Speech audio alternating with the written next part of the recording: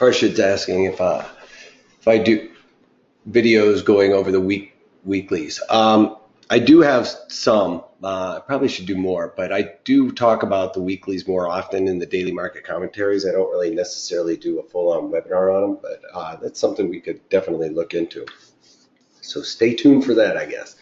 All right. Anyway, this is being recorded, and one thing I say, especially if you guys are watching this live, watch this again when we send this out to you, or if you're watching this on tape delay, watch it through once and then watch it again shortly thereafter, because I know it'll seem like, I already heard all of this, but some of the nuances will come out a little bit more, because the first time through, you might have some questions. And yes, I understand you can look at a long straddle online and figure out how to do it. It's probably one of the easiest of all strategies to set up, but the keys here are in and around the environment in which you're implementing this strategy. And I'm going to talk more about that later on, especially when we pull up the trading platform. But so kind of what I'm trying to get at is that if you watch it again, you'll have a tendency to remember some of those nuances over the second time that you watch it. Farshid, reach out to us at trading@ProTrader Strategy. If anybody isn't getting these, because I even get them usually comes out on either Saturday or Sunday morning. I get sent them, but it takes me about an hour to compress these and send them out. But you should be getting these, so reach out to us and make sure that you are. All right, so the long straddle, pretty simple to set up, like I mentioned, but we got to look at the nuances. But let me get a couple of things out of the way real quick. My name is Eric Wilkinson. Some of you guys may recognize me as the Wolfman from CNBC, Fox Business, or even the Wall Street Journal for my commentary on everything from economic to geopolitical and market analysis.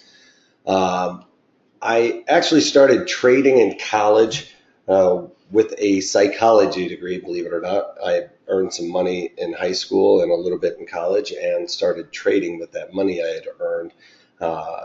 Started trading options in and around some stocks that I originally bought, and decided a couple of years into college that I was going to switch my degree over to finance. So after graduating from college with a finance degree, moved up to Chicago, started out as a runner, one of those kids running around the pits and stuff like that, and bringing paper into the pits, and then sold all my stock actually, and then moved into the pit and started trading. I sold my stock so I could buy my badge and back myself. So in that time, I've traded everything from stocks, financial futures, commodity futures, currencies, and basically options on all of these products in all market conditions. And last but not least, any opinions, news, research, and analysis or other information contained here or material provided by ProTrader Strategies or associated companies or employees is provided as general commentary, does not constitute investment advice or solicitation to buy or sell any of these securities or strategies. At the end of the day, I'm going to be talking about stocks, you guys, that I have in my portfolio, and I am not trying to get you guys to lemming off the cliff with me and implement these particular strategies or underlyings in your portfolio, because I couldn't possibly tell you what is right for you without knowing your risk parameters or what's even in your portfolio. So at the end of the day, we're trying to teach you guys how to swim and not swim for you. And please remember that past performance of any trading system or methodology is not necessarily indicative of future results. All right, having all that out of the way, you can follow me on Twitter at Wolfman's blog, or follow our parent company at ProTrader Strat for all kinds of market wisdom and or snark from me too. All right, how to trade the long straddles.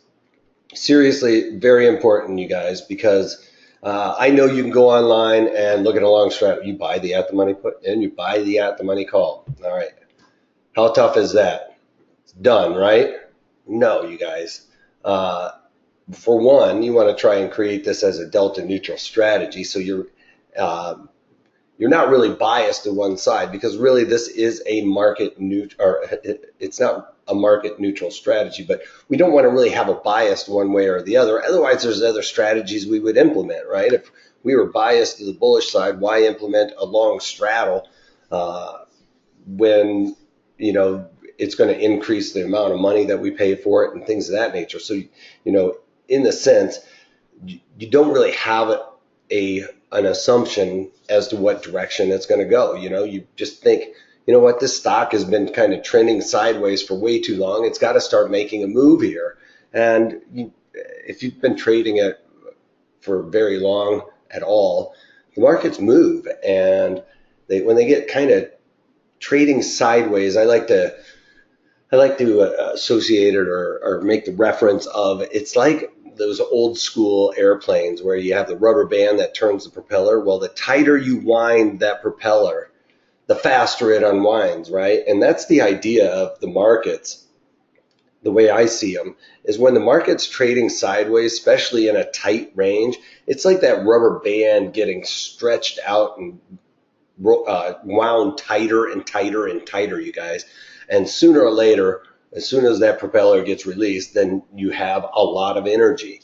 And that's the same idea here, is we kind of want something that's kind of settled down for, you know, maybe a week or so.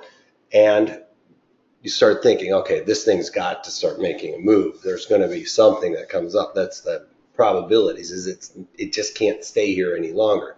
You don't necessarily want to do this in one that is making major moves all the time. For one, that's going to increase the volatility of that. And yes, you might think, well, if the volatility is high, then I have a higher probability of making money in this strategy. Well, at the end of the day, if that market settles down and that volatility comes out, that's really going to hurt this strategy. So it's better to set this up in a lower implied volatility environment, because if volatility expands at all, the market could stay right where it is and you're making money.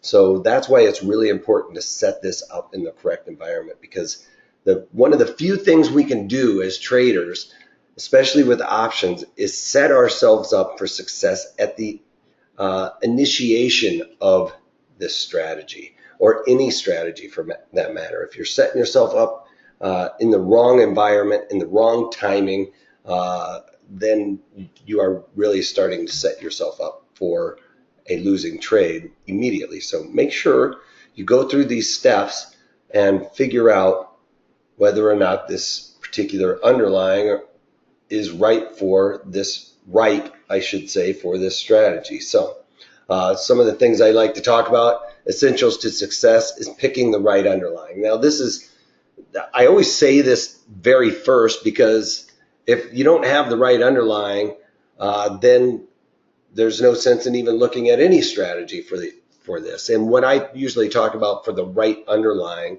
obviously you want to have what I mentioned, this market kind of settling down and waiting for it to get ready to make a big move. But another thing is, the right underlying, I always talk about this, is when you're looking at the option montage, there's a bid and the offer between like the calls and puts, and the closest monthly expiration. You want it to be about 10 cents wide, and that's for a stock that's under $100. And that means the calls on one side, close to the at the money, are 10 cents wide from the bid to the ask on any particular call that's there, or that is relatively close to at the market, and the same for the puts for the most part. Of course, we're going to be talking about this long straddle and further dated expirations. I like to do this in, I'll talk about the duration as, over 50 days.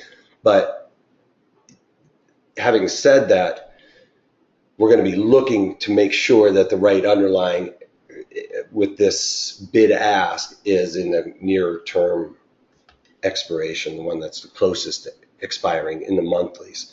And any stock that's over $100, if say for example it's a $400 stock, we're going to move the decimal 3 ticks to the left, and 40 cents would be the bid ask. So that's your rule of thumb. Anything under $100, you're moving,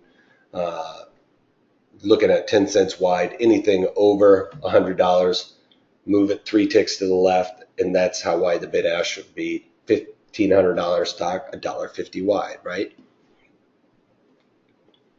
Um, won't the premium go up if the equity goes up and we still and we sell for a profit, and if it goes down, slip the put side, we'll make money, right? Yes, absolutely. You make money in either direction with this one. So this is something we don't really know what direction it's going to go in. I mean, we don't ever really know what direction a underlying is going to go, but our assumption with this is, this rubber band, like Wolfman was talking about, is getting wound pretty tight. It's got to make a move here. It's got to break outside of this. Markets don't just trend completely sideways, right? You start to see them trend sideways, and then they make a big move. And some people call them, like, bull flags or bear flags, and I'm not going to get into all the technical analysis aspects of these things, but that's what those people are talking about when they see those, is that that rubber band getting wound a little bit tight. And then onto it. But on the other side is going to lose, and how we calculate the movement benefit. And I'm going to talk about that when I pull up the platform, John. I'm going to show you a bunch of different things that will show you when and where to implement this strategy. And if you guys watch my daily market commentaries, I go every day in and out of trades and talk about them in detail. You will notice that I don't do the long straddle very often. It's one of the very few strategies, rare strategies I put on, because for one, I usually have a directional assumption with just about anything. And two, I like to shy away from paying a debit for any type of strategy, unless I can pay for like extrinsic value and stuff like that I talk about in some of the other videos. But with this one, it is kind of a one and done strategy. There's no real way to stay mechanical with this, other than just knowing your exit strategy and when to get in and out, because you're paying a debit on both sides and there's no credit added into it. So it's kind of like, you put it on and let it ride, in a sense, for a while. So picking the right underlying, though, make sure those are tight bid ask in the option montage. Picking the right strike. Now, this basically goes back to being delta neutral, all right, because we don't want to have a real directional bias, because if we do have a directional bias, then we would choose a different strategy. Say, for instance, a long call spread if we were bullish, or a bear put spread, or something along those lines. And that's only referring to a low implied volatility environment, because high implied volatility environment, we would not be doing this strategy. Picking the right duration. I mentioned this a little bit ago. We're going to be talking about more than 50 days. Right now, what is it?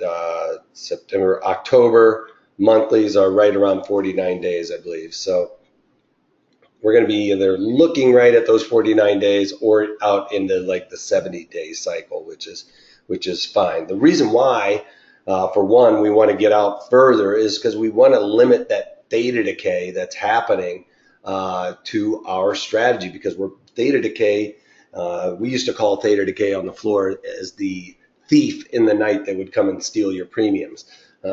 So theta in the near expiration months is going to accelerate the decay of those premiums. So the further out in time we get, we are going to be able to limit that decay. So what I mentioned was outside of 50 days, we want to be out in this area, because if we're in here and we're owning options, that's the decay that we are going to experience.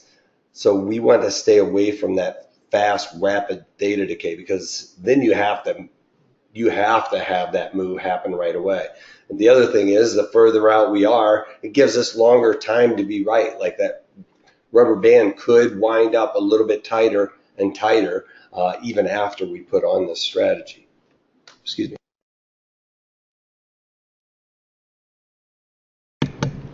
Sorry. So we want to get out here outside of 50 some odd days, and we're going to be looking at probably these 70 days to expiration.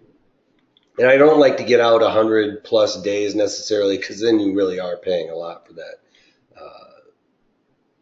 that straddle, and I don't like to do that. So picking the right environment, I mentioned this, we want low implied volatility percent. And that is different than VIX, you guys. That's different than just implied volatility.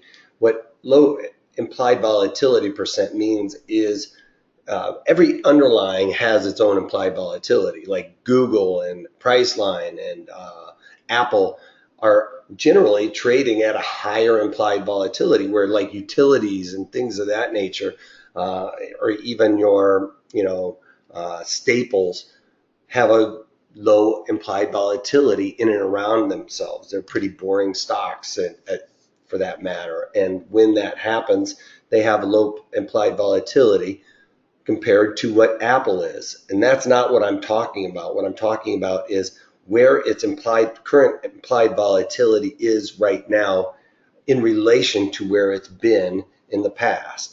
So, and I'll go into more detail about that, but we want low implied volatility percent for a stock, which would be less than 50. And as a matter of fact, I like to even go, as low in the teens is where I'm going to start. And then for like an ETF or something like that, it needs to be below 30, because an ETF is a basket of goods, you guys. So they have all those underlyings in that ETF are going to kind of balance each other out and kind of smooth out that volatility, which in that regard, then we need to lower our area where we're going to be looking. And for ETFs, it'd be lower than 30%. So lower than 50% for a stock, lower than 30% for an ETF. And we also want to see expansion in volatility to happen. As a matter of fact, here, let me just show you something real quick so we can look at this. So, all right, so I got Caterpillar up. It's below 50. It's not necessarily one that I want to do, but and one other thing, pick it with the right environment. Usually when I'm talking about these strategies and stuff like that, I mention the earnings, right? So since we're going to be out here in the November, we're probably going to have earnings in and around this strategy. So it's going to be affecting that. But that's going to be good, because as you can see, heading into earnings, we see volatility expand. And what I was talking about with the current implied volatility, this is implied volatility for Caterpillar. It's not like the VIX or anything else. This is the implied volatility specifically for Caterpillar.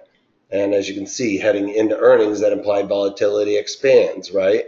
So if we can catch it at a time where it's expanding, then that's great for us anyway in this strategy. Because what will happen, you'll see happen with this, is if implied volatility goes from where it is currently, so right now it's currently right around 20, 21, right? Well, you can see it has a tendency to pop up and kind of migrate in and around here, which is about 25. So that would be about a 10% increase in implied volatility, right? Slightly more than that. I mean, we're splitting hairs on it. It's probably closer to maybe 12 or 13%. But anyway, let's just say it's a 10% increase in implied volatility. So we can go over here and check out what happens to our premiums when implied volatility expands, all right? So let's look at this one here and kind of go, let me reset this. So let's say, for instance, we implemented this strategy today. It's September 1st. So a week goes by. Let's just say a week goes by. We don't care about the expiration. A week goes by. You're going to have theta decay. So what's going to happen is this strategy is going to decrease by about 40 cents on this side, and it's going to decrease by about, what is that? That's not right. That's making it look like it increased. The mark. Oh, so this is the theoretical. So it had decreased by about 50 cents on this side. So we're losing $1 on this in just a week, basically. But what happens, and this if the underlying doesn't move at all. But what I want to show you, if implied volatility increased by that 10% during that week, then we can see that our premiums go up dramatically. So it not only offset the theta decay, but it actually would cause us to start making money, even though the underlying hasn't changed in prices. Now, this isn't exact, it's theoretical, and it is off a little bit from, real world things. But at the end of the day, you can see that it increased. It offset it by, if it increased by 10%. That's why we would want that to happen. Now, of course, if it decreased, then you can see that that is even more painful of a situation when you get the theta decay and volatility comes out. Because when volatility comes out, it really makes those premiums decay even quicker. So be aware of that. And that's exactly why we don't want to be in a high implied volatility environment up here, where some of these are at really high implied volatilities, let's say above 50. You can see a 10% decrease here is really going to even be more dramatic than what we talked about with that caterpillar, because that volatility will really decay. And of course, this isn't an exact number, but you can see how we want to stay away from that kind of scenario. Because the higher the implied volatility, a 10% decrease is even faster. And you'll see when implied volatility comes out, it comes out rather quickly. Even though this had high implied volatility, nothing going on, that implied volatility, in and around the binary event, you get this. And that's another thing, like I mentioned, we're going to be implementing this strategy in and around probably several earnings cycles. We want to be out of this strategy before earnings, you guys, because I just showed you what happens on a 10% decrease in implied volatility. Well, this is going from 22 down to, after an earnings, 15, 16. That's, over a 10% decrease. That's almost a 20% decrease. So you're going to get decimated on that. You would really have to have an outpaced move in order for that to happen. What are your thoughts about having this technique on 7 to 10 days before earnings release, then close it just before earnings when the volatility should be as high as it gets? Farshid, that in theory works because, in and around earnings, what you're talking about is basically going, 10 days into earnings or something like that. You'll get that implied volatility increase, from here to here. Let's see, how many days is that? That's probably pretty close to that. That's 20 days. But you will get that implied volatility expansion. And, you do notice going into earnings, there's a lot of jockeying back and forth as people are trying to either, put a position on or take it off. So you do get some volatility there. So I don't have a real problem in and around that. I don't usually do that though with this strategy because it doesn't always work out that great. So I kind of shy away from that. I don't 5-10 days going into an earnings trade. I usually am just waiting for that earnings event at that point for any underlying. I don't usually get involved just before its earnings, because there's usually, but that's, I might start, I'll check that out a couple more times. I haven't done that in a really long time. So since before I really started keeping track of everything like I do now. All right, so picking the right environment, we pretty clear on that then? And knowing our exit strategy. This is really important, you guys, because this is a low probability strategy. So getting in and out of this strategy is imperative. We want to get out as quickly as we can with any kind of profit, because it's a low probability strategy. So in that, I usually look at this type of chart, and this is you guys can't see any of this stuff. Sorry. So picking an exit strategy, this is the chart I usually look at. When to exit the trade, days in the trade. If we're in this trade 10 days and we got a 10% profit, I'm usually looking to cover this. 15 days, 15% profit. 20 days, 20% profit. It's pretty simple that way, okay? And ultimately, we're looking to take 30% profit, so a 30% increase. And an easy example would be like if we paid $2 for the straddle, we'd be looking to exit when that underlying, or when the straddle is worth $2.60, right? So that would be like a 30% increase, all right? Or I'm going to look to exit this strategy when I'm at a 50, or when I've lost 50% of what I paid. So in that same example, I paid $2. I'm getting out when it is trading $1. I'm just going to pull a ripcord on it. Don't stay in this too long, because, like I said, it's a low probability strategy.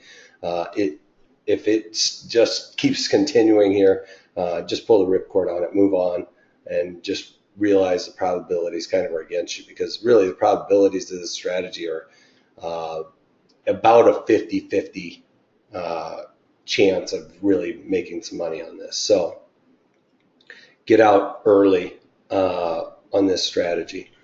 There was something I was trying to think of also along the lines here that kind of slipped my mind, but I'm sure I'll think about it here in a minute.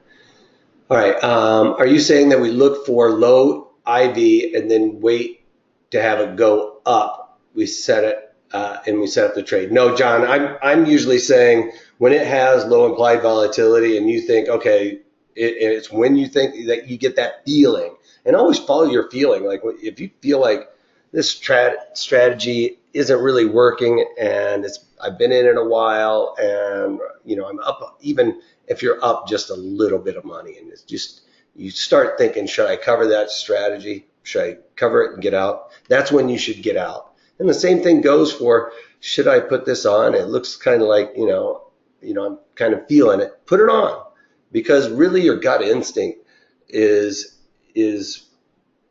probably your best friend in any trade. So don't ever start like out thinking your gut instinct, because I look at, like I mentioned, I took psychology. So I have this thing where I'm like, we have so much stuff coming at us, right? It's not even just this particular trade, or our brain can absorb so much information that we don't even realize is banging around inside of there. And my thinking is, when you get that gut instinct, it's not just like, somebody came down and tapped you on the head and said, hey, here's a thought for you. It's really that your mind is processing so many things in there that you can't even keep up with. And it's telling you, hey, this is either right or wrong. And you need to follow that instinct, because we can't understand what's going on in there necessarily. But when we start looking at it and like reading the paper, and you try and talk yourself out of that, usually that's when things go wrong. All right. Didn't you say wait for after earnings when the IV is low to set the trade? Yeah, what I was trying to say is that I didn't really want to say do this right after earnings necessarily, because a lot of times markets kind of settle down there.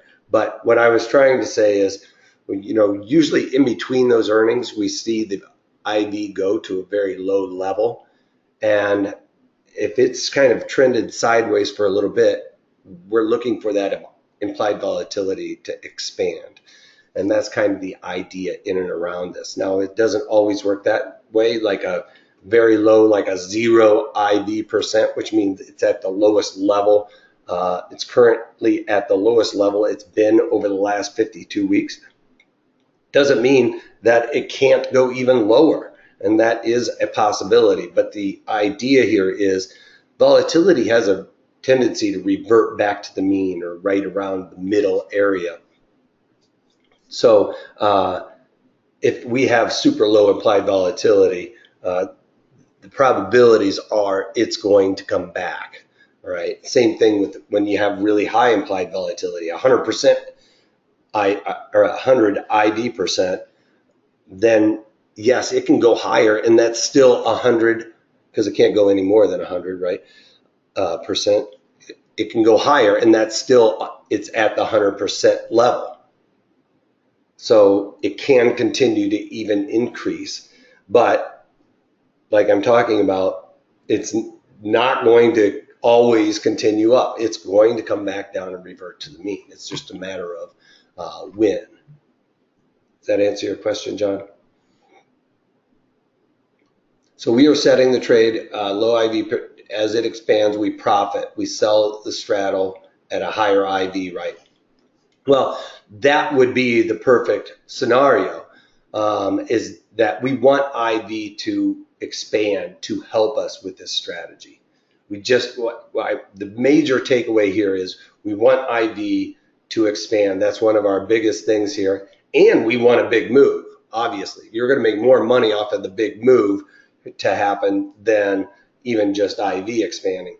But if that big move happens rather quickly, that has a tendency to spike IV in that underlying as well, especially to the downside. If it spikes down, IV in that underlying will surely increase rapidly. So those two things, we want a sharp move and we want IV to expand, because that will definitely help us. So that's why I said I didn't really care if we had this strategy on heading into an earnings, 70 days out, there's an earnings cycle in that option expiration that we're trading. Well, if IV expands heading into that options or that binary event, then that will help us, even if the underlying doesn't necessarily move. But here, I think we'll explain it a lot better once we pull up the platform. So let me get onto this. So max profit is unlimited because it can go to infinity to the upside or to zero on the downside. Now, how do we figure out our max loss? Well, it's a debit strategy. Debit strategies are always the premium we paid. Okay, you can't lose any more than that premium you paid.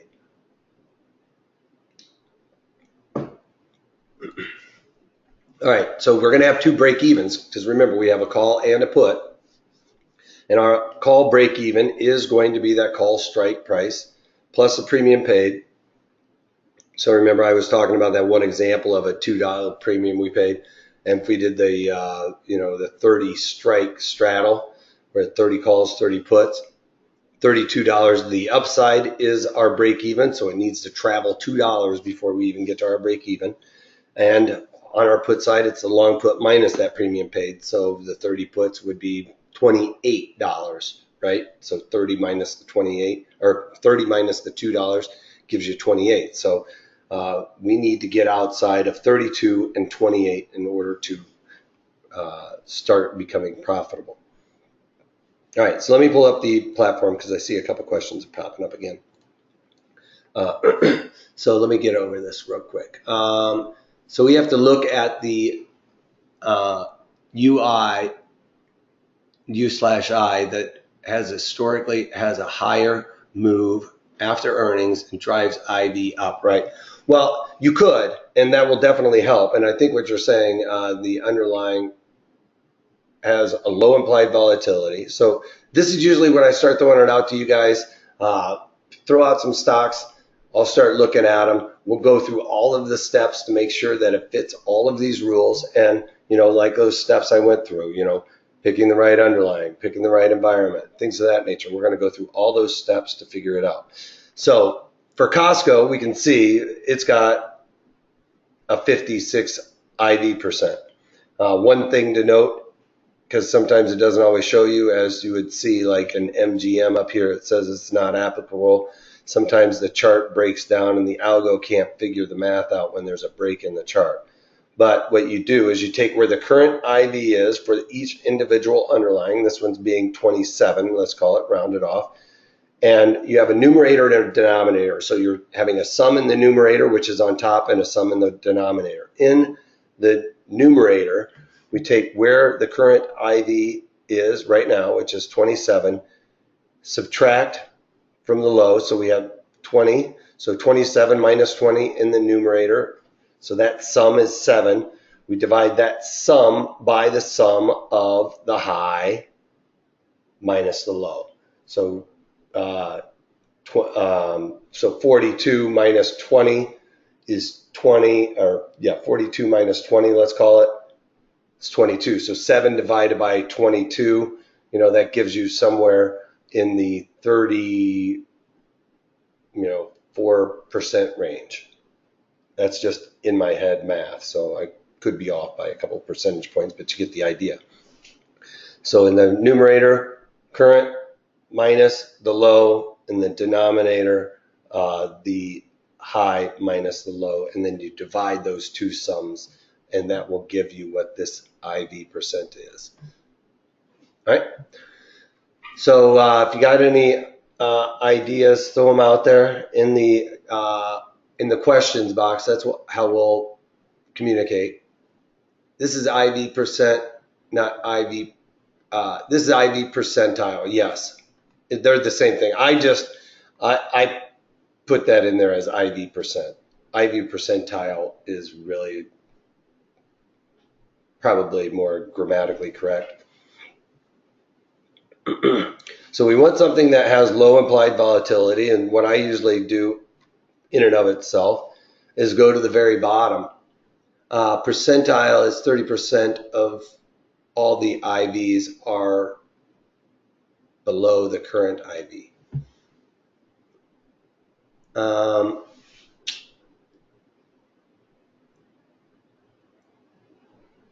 Yeah, I may be missing something there, John. I'm not sure. All right, so I go to the bottom here and start at the bottom. So ConocoPhillips, if you guys have been watching the daily market commentaries, I think that, I think oil is ready to move higher, despite the fact that it's moving lower. So what do I know? But it has super low implied volatility. As you can see, it's a 0, which means it's at the 52-week low, and I would have to expect that it's going to expand. I'm going to be looking at this month, so I can see that there's going to probably be an earnings in there. So that's good. That means that at least IV will expand heading into my earnings, likely anyway, higher than where we are now. And if anything happens to disrupt oil or anything along those lines, we could get that. If the Saudi decide to,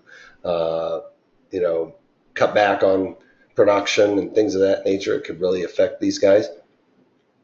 So I'm good with that type of thought process. And so we're going to look at the straddle. So, outside of 50 days is what I was talking about, right? So I want to get out here into the 70 some odd days. And we're going to be looking at the delta. We want to get as close to delta neutral as we can if it's possible.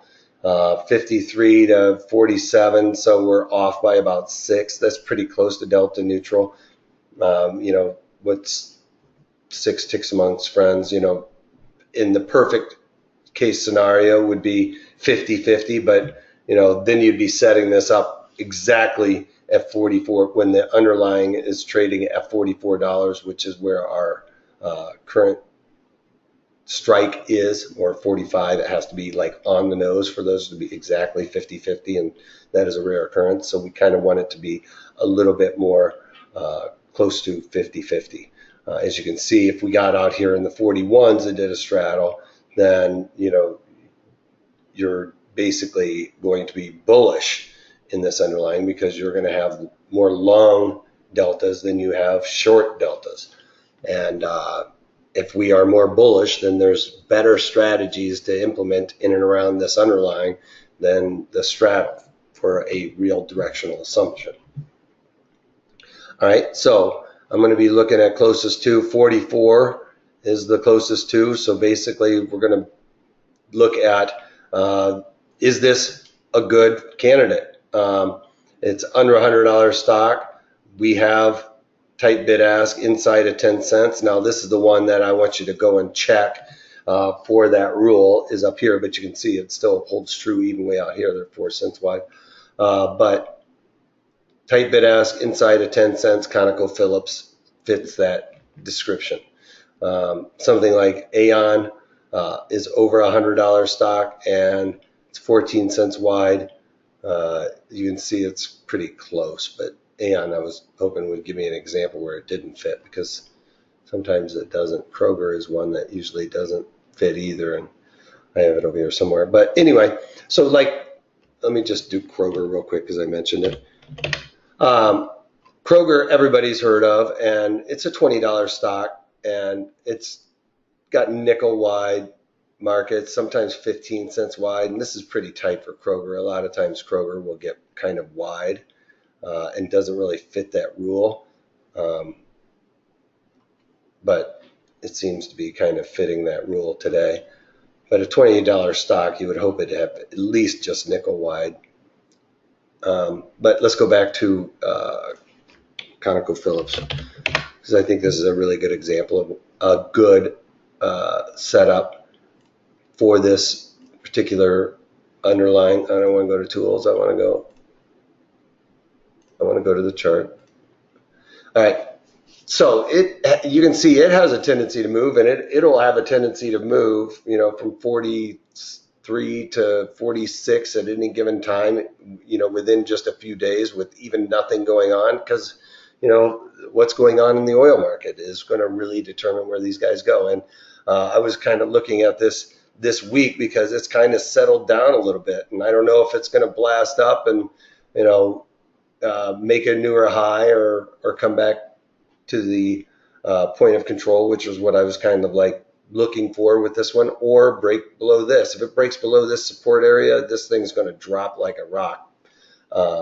So it could go in either direction, and we don't know what's going to happen in the oil market necessarily. It could happen, at any time. So I'm looking for ConocoPhillips to make a move, and as a matter of fact, I put this trade in my IRA today. And I didn't talk about it in the daily market commentary because I did it after the market commentary. So 44s. So let's look at the 44 strike. And I'm not doing this to get you guys to let me off the cliff. As a matter of fact, I paid $1.66 or $3.66 for this.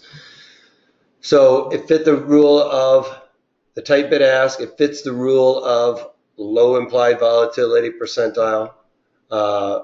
0 is about as low as you can get, and we want this to expand. Even if it expands by 10%, which is only to 25, if it goes back up to like 25, which would be right here, and you can see that that's usually a pretty low for ConocoPhillips. But if it goes up to 25, we can do my little trick where we go and look at expansion, theoretical and market expansion. So if implied volatility increased by that 10%, which would, 10% increase would be 25, right?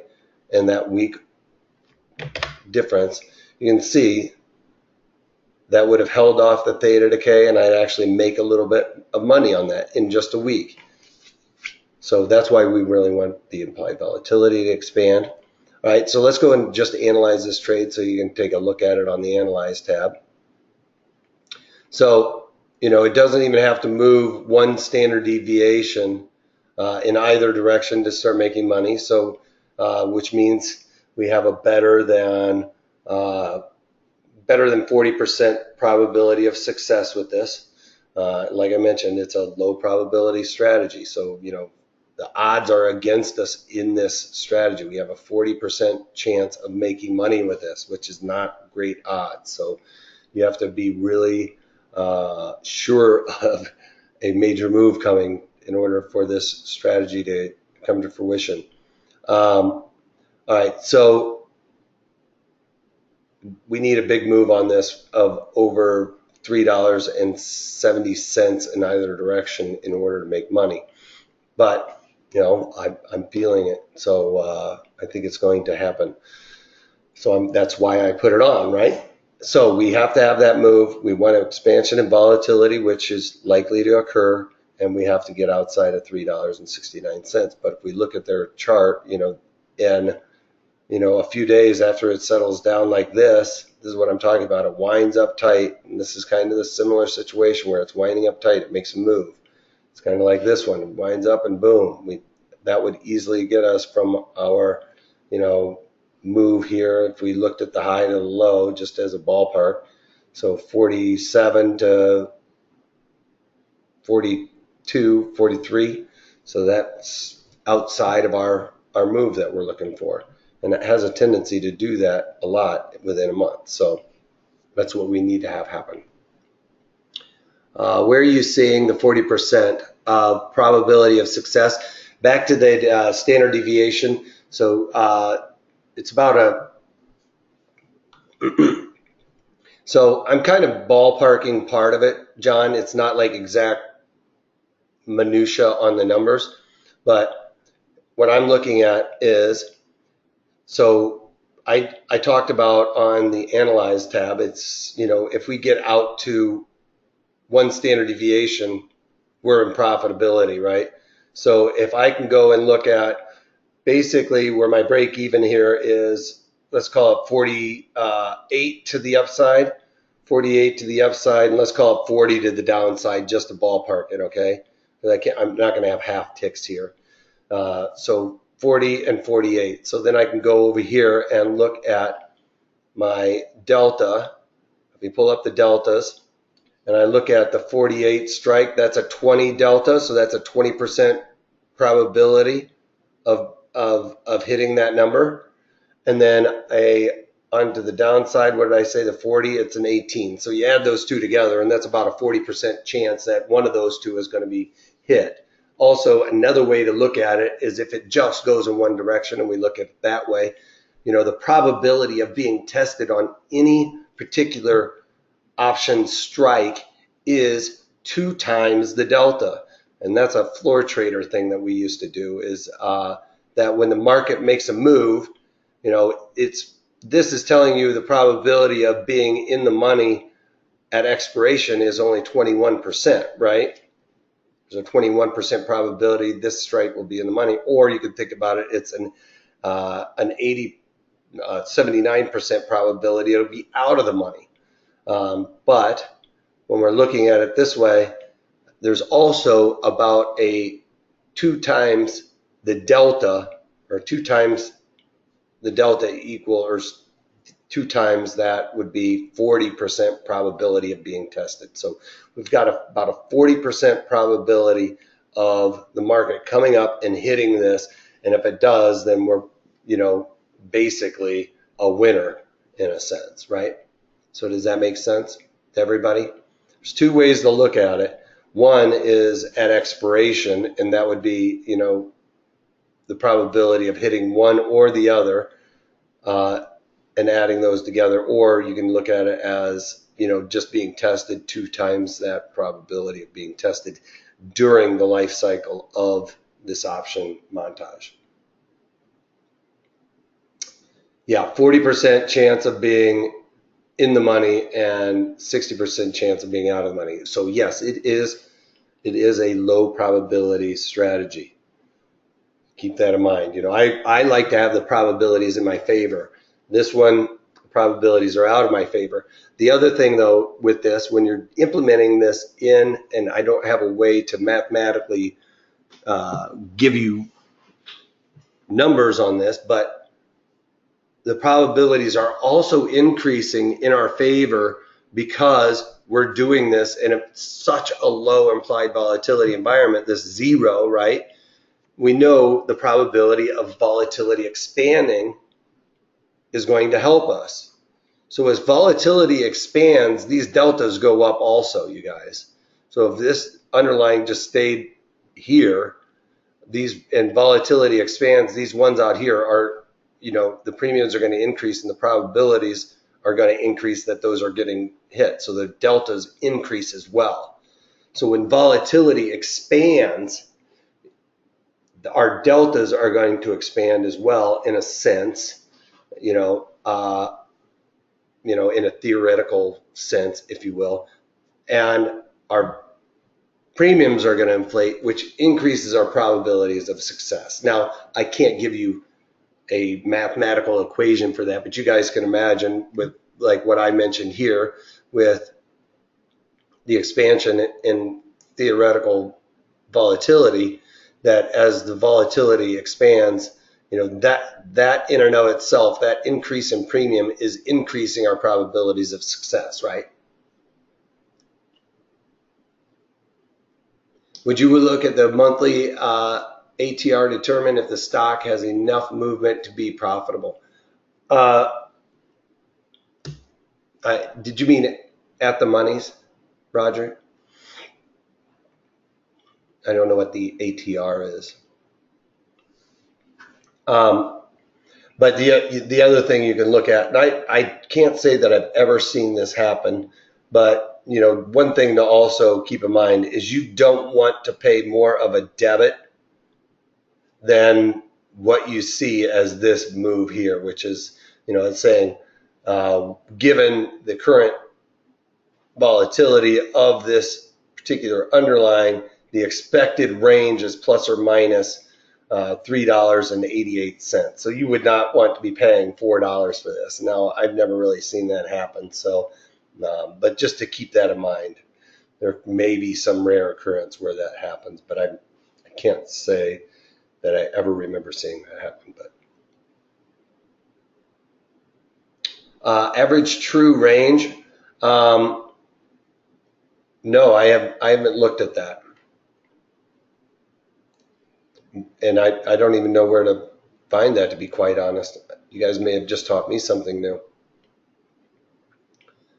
And you're saying you look at the monthly average true range to determine the stock has enough movement to be profitable. In the monthlies.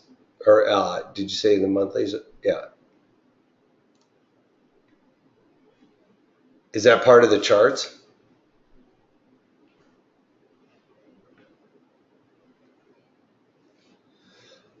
I'll take a look at it. Roger, write me. It's an indicator up here. No, I mean, clearly I don't look at it. I don't know what it is, but I may start looking at it just to keep an eye on it. But at the end of the day, and that's something I would love to speak to you about a little bit more. But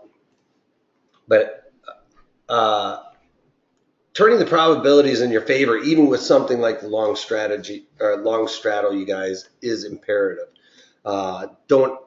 If you take anything away from this, don't just willy-nilly just throw this strategy on because you get a harebrained idea that it's going to make a major move.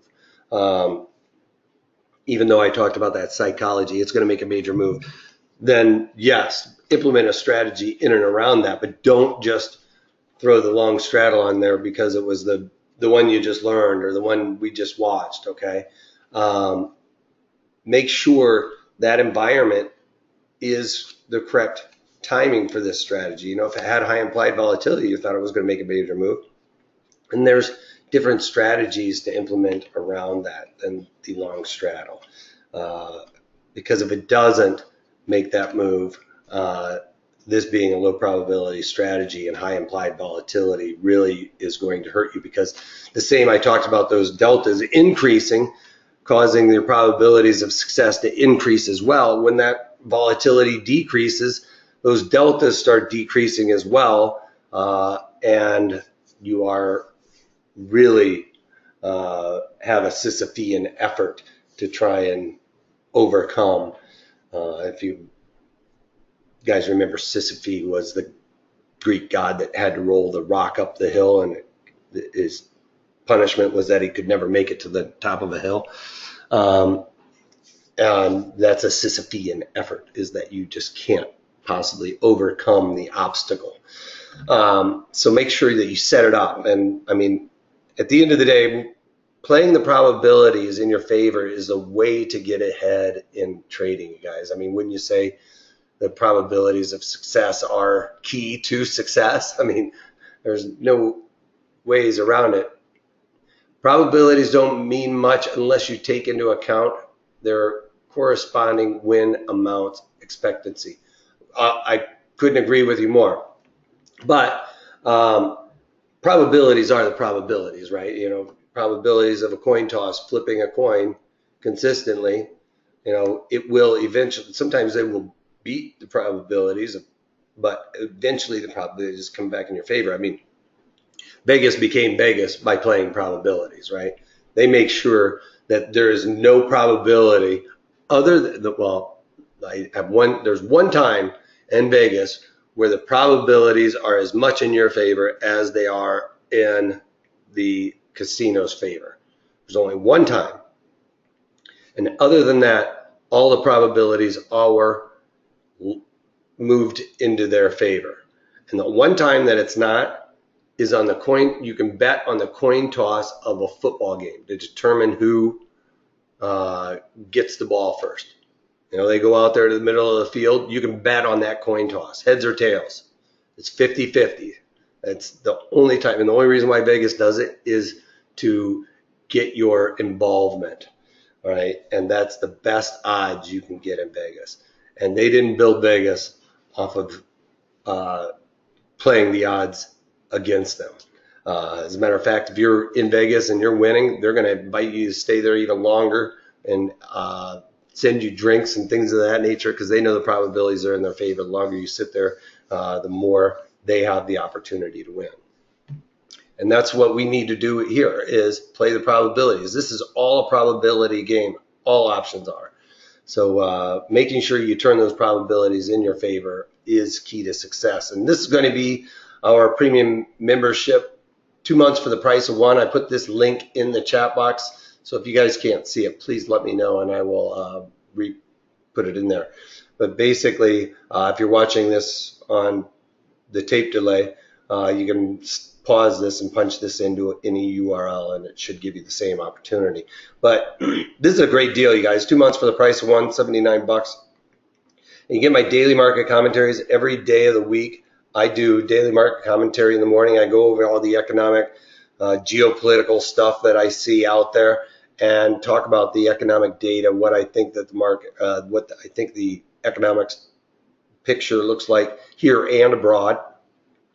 And then I talk about every single trade that I put on and take off and how I manage those winners and losers, when I pull the ripcord on losers or when I stay mechanical with those and try and increase the probabilities. So they're like little mini 10 to 15 minute videos where I go through every single one of my trades. I talk about the good, the bad, and the ugly, and I talk about the ugly more than I talk about the good because the goods come and go, right?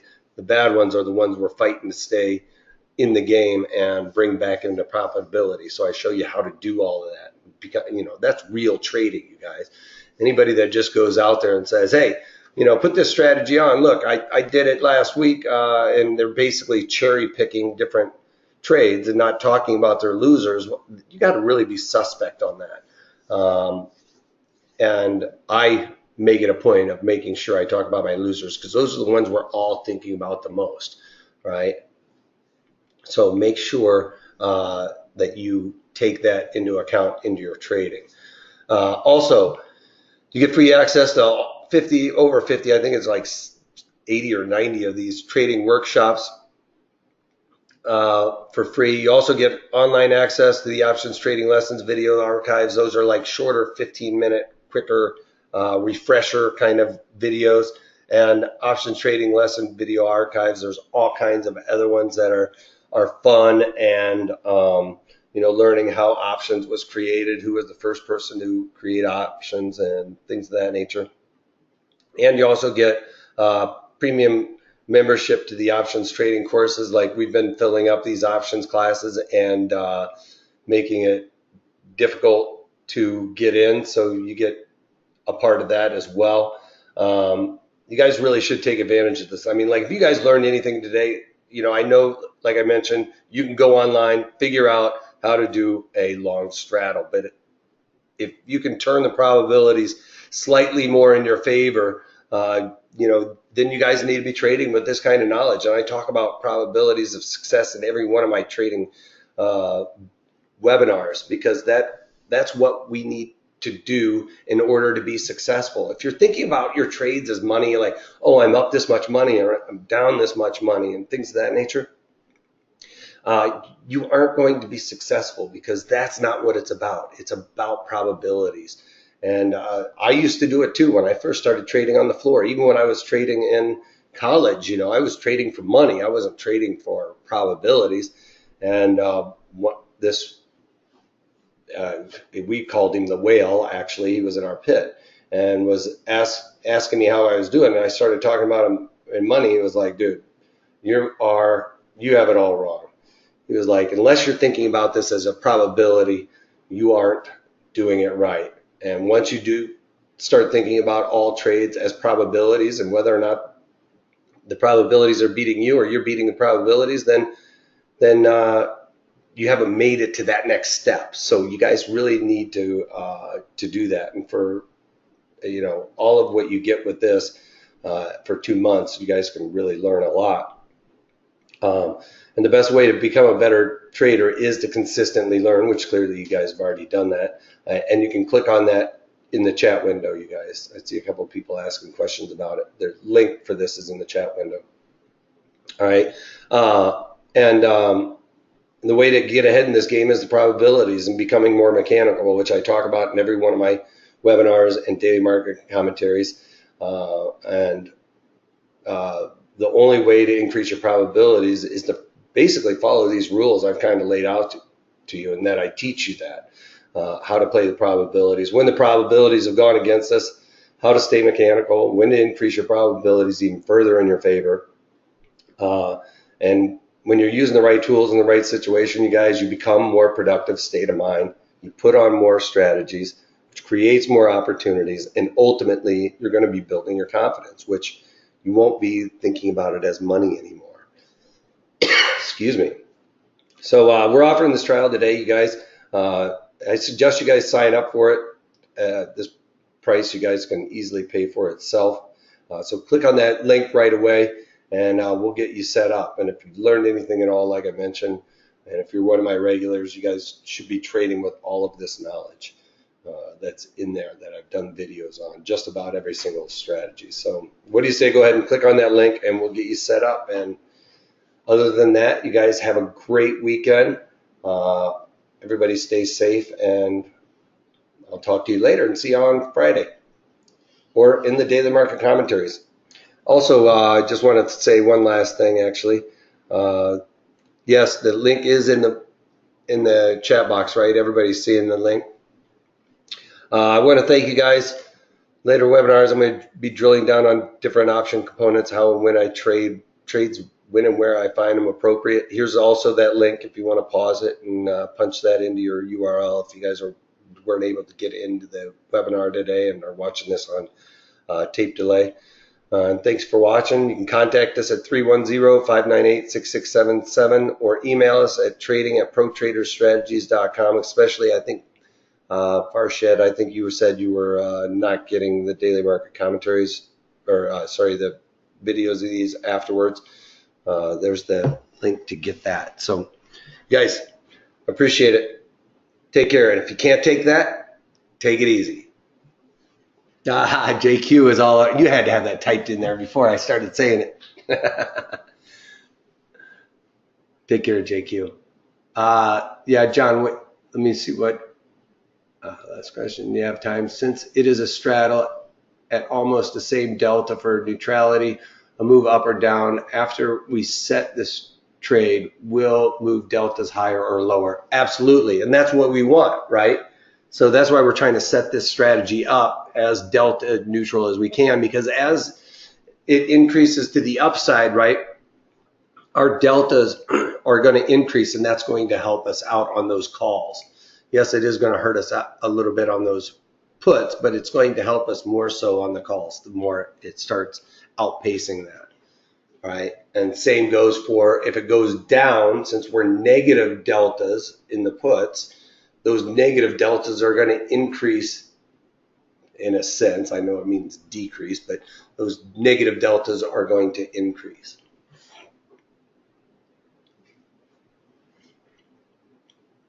Cool. All right, you guys have a great weekend. Take care.